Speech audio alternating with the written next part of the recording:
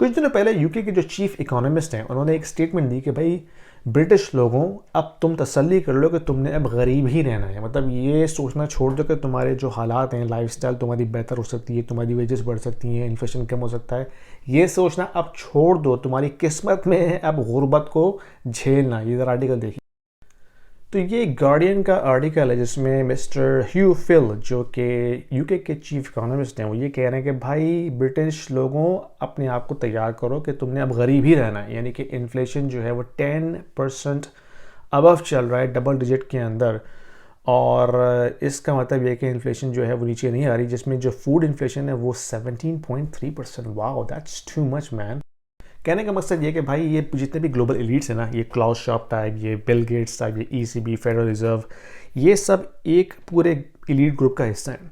और आप देखेंगे कि चाहे आप कोई सा भी वेस्टर्न कंट्री हो, इनकी सारी पॉलिसीज़ एक साथ शेप अप होती हैं और एक साथ ही एग्जीक्यूट होती हैं। सब ने एक साथ रेट्स गिराए और सब ने एक साथ रेट्स बढ़ाए। ठीक है, ये बड़ी इंपॉर्टेंट बात है समझने की।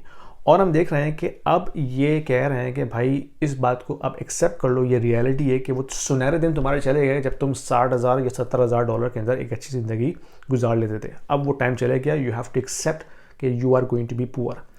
इसका मतलब ये कि इन्फ्लेशन जो है इट्स गोइंग टू स्टे।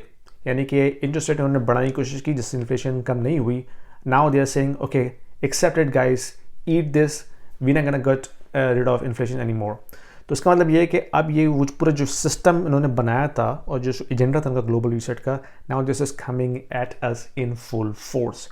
तो हमने ये करना है कि पहले तो हम समझें कि भाई ये गेम हो क्या रहा है, कौन इसके बड़े बड़े प्लेयर्स हैं, ताकि we know who is the culprit behind it. यानी कि अक्सर लोग कहते हैं यार ये हाउसिंग प्राइसेस इतनी बढ़ रही है, ये सारे रियल्टर इसके जो है कसूरवार हैं। रियल्टर तो भाई मिडिल मैन, उसने तो सिर्फ कमीशन लेके काम करना है। लेकिन जो बिग प्लेयर्स हैं ना, जो पॉलिटिशियंस हैं, जो बैंकर्स हैं, they are the main culprits and they are the most biggest beneficiaries of all this system. तो पहले तो समझे कि गेम खेल कौन रहा है और ये गेम किस तरह से खेला जा रहा है हमारे साथ, and then take some actions to protect yourself as much as you can. हम बिल्कुल तो बच नहीं सकते क्योंकि ये एक सिस्टम, इस पूरे सिस्टम का पार्ट है। हम लोग जो पूरी दुनिया जिसमें हम रहते हैं कि भी एक सिस्टम का ही पार्ट है। तो हमारे लिए 100% से बचना नामुमकिन है, लेकिन हम कुछ ऐसे एक्शंस कर सकते हैं जिससे हम अपने आप को थोड़ा बहुत प्रोटेक्ट कर सकें। यानी कि गोल्ड बाय करें जो कि सिस्टम से बाहर है, अपनी वेल्थ को एक कंट्री में स्टोर ना करें, इसको डाइवर्सिफाई करें, किसी और कंट्री में भी कुछ थोड़ी बहुत वेल्थ रखें, ताकि if something happens in one country then you still have somewhere to go.